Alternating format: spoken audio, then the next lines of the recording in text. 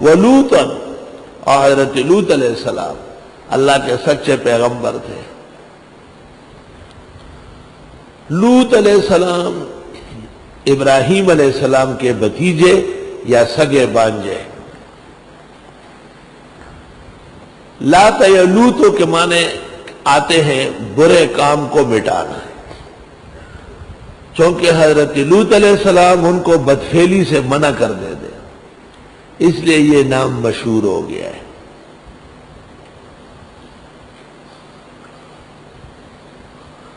بعض کہتے ہیں کہ حضرت کا نام افراہیم تھا، افراہیم، اور بعض کہتے ہیں کہ حضرت کا نام تھا فرہم یا فراہم۔ قرآن و سنت نے ان کو لوط سے یاد کیا ہے۔ وَلُوطًا، اور حضرت لوط یاد کرنے کے ہیں، اذ قال لقومہ، جب فرمایا اپنے لوگوں سے، اتاتون الفاحشۃ، کیا تم آتے ہو بے حیائی کے کام میں، ما سبقکم بہا من احد من العالمین، نہیں کیا تم سے پہلے کسی نے بھی کائنات میں۔ عجیب بات ہے کہ لوط علیہ السلام کی قوم بدعمل سے پہلے کبھی بھی کسی مرد نے مرد کو استعمال نہیں کیا تھا، کبھی بھی کسی لڑکے نے لڑکے کو شہوت سے نہیں دیکھا تھا۔ اگر اس قسم کے گناہ ہوئے ہیں تو مردوں نے عورتوں کے ساتھ کیے، لیکن کائنات کی یہ ایسی بدبخت قوم ہے، اور کائنات کی یہ ایسی معذب و مہلک قوم ہے کہ انہوں نے یہ ایک ناکارہ بیج ڈالا ہے۔ انکم لتاتون الرجال، بے شک تم آتے ہو مردوں کے پاس، شہوتاً شہوت سے، من دون النساء عورتوں کے علاوہ۔ بھئی جو کام عورت کے کرنے کا ہے اللہ تعالیٰ نے اس کو بنایا ہے، اس کو خاص جگہ دی ہے، اندر اس میں بچہ دانی ڈالی ہے۔ جب نکاح سے حلال طریقے سے آپ ملیں گے تو کوئی خیر کی توقع بھی کرو گے کہ اللہ تعالیٰ بیٹا دے دے گا، اولاد دے دے گا۔ تو اتنے اچھے کام کے لیے اللہ نے عورتیں پیدا کی، ہم خرما و ہم ثواب، شہوت بھی پوری ہوگی، نسل بھی بڑھے گی، نفسانی تقاضا بھی پورا ہوگا، عبادت بھی ہے۔ النکاح من سنتی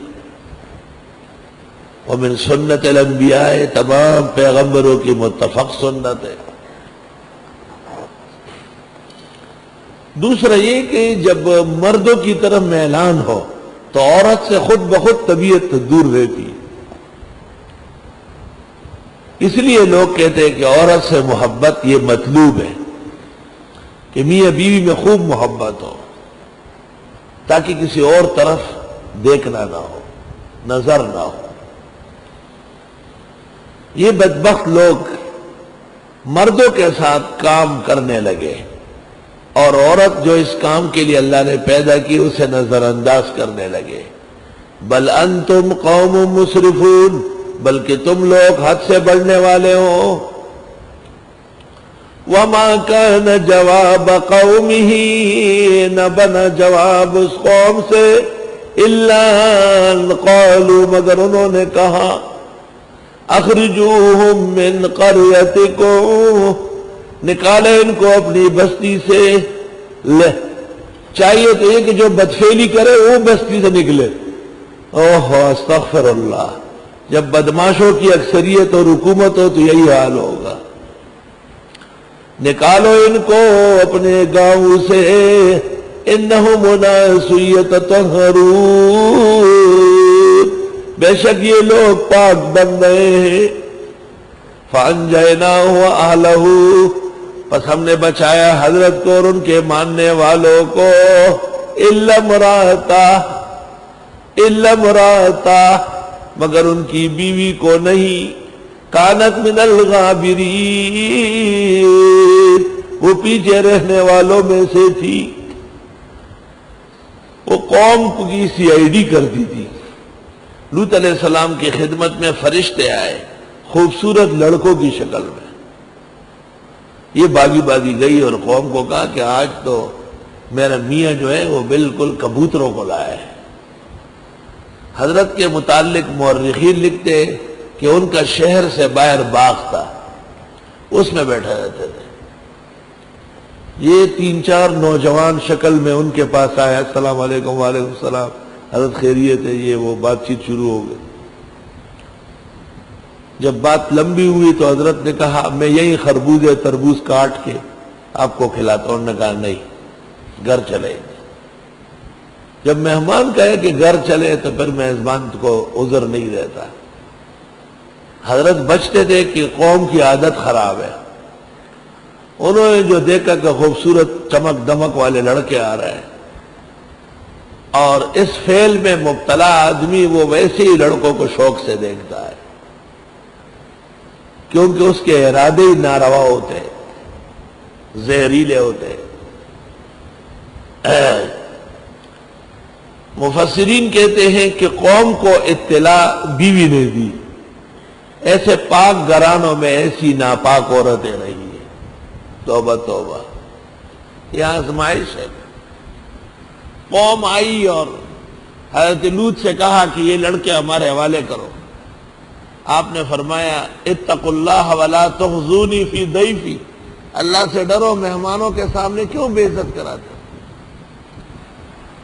اور سورۃ ہود میں اور دیگر سورتوں میں ہے کہ آپ نے فرمایا ہؤلاء بناتی ہن اطہر لکم، یہ میری بیٹیاں ہیں، یہ تمہارے کام آ سکتی ہے اگر تم باز نہیں آتے۔ یعنی قوم کی عورتیں نبی کی بیٹیاں۔ انہوں نے کہا آپ جانتے ہیں کہ ہمیں آپ کی بیٹیوں سے کوئی کام نہیں، ہم تو بیٹوں کے پیچھے پڑنے والے ہیں۔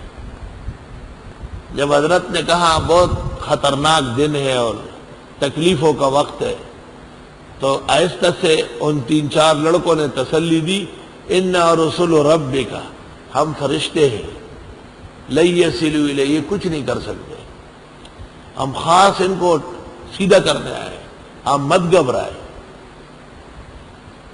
روح المعانی میں لکھا ہے کہ یہ اس وقت جب حضرت کے آنکھوں سے آنسو گر رہے تھے اور بہت غمگین اور پریشان ہو گئے،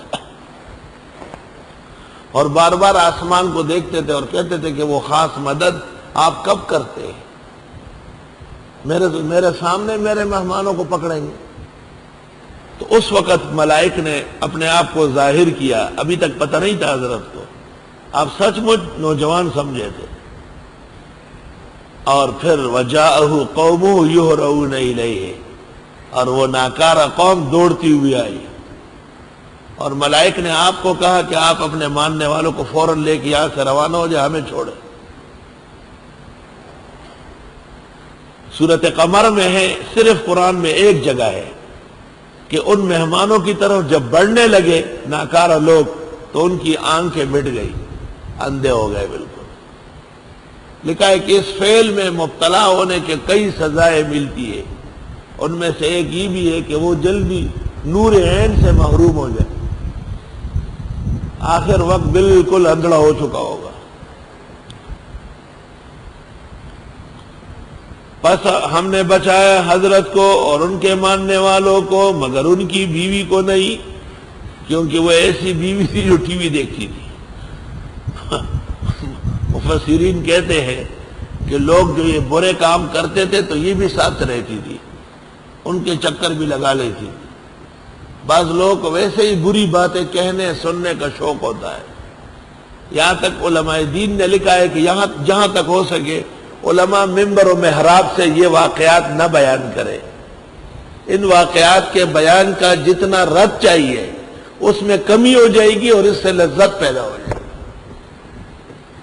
روح اور ان کی بیماری اور روح اور کی بیماریوں کا علاج، وہ کتابیں بھی سودمند ثابت نہیں ہوئی اور فقہائے امت نے ناپسند کر دی۔ وما کان جواب قومہ، اور جواب تو بن ہی نہیں سکتا تھا، اس فعل کے آدمی کے پاس کوئی جواب نہیں ہوتا سوائے ذلت اور رسوائی کے۔ بس ہم نے بچایا حضرت کو اور ان کے ماننے والوں کو، مگر حضرت کی بیوی نہیں، کانت من الغابرین، تھی وہ پیچھے رہنے والوں میں سے، یعنی وہ ٹی وی دیکھتی تھی۔ غابرین کہتے ہیں ان لوگوں کو جو خاتون کو چھوڑ کر مرد کا پچھلا حصہ استعمال کرے، وہ ہے غابر۔ یہ ان لوگوں میں سے تھی، یعنی ان کے چال چلن کی قائل تھی، معاذ اللہ، توبہ توبہ۔ وَأَمْطَرْنَا عَلَيْهِمْ مَطَرًا، ہم نے برسائے ان پر بارش، سورۃ قمر میں ہے اور سورۃ ہود میں پتھروں کی بارش۔ فَانظُرْ كَيْفَ كَانَ عَاقِبَةُ الْمُجْرِمِينَ، پس دیکھیے کیسے ہوا انجام جرائم پیشوں کا۔ الزواجر عن الکبائر ہے، تمی نے کتاب لکھی اور اس میں لکھا ہے کہ اس فعل کا مرتکب اگر 7 سمندروں سے نہائے اور واپس آئے تب بھی ناپاک اور پلید ہوگا، پاک ہوتا ہی نہیں۔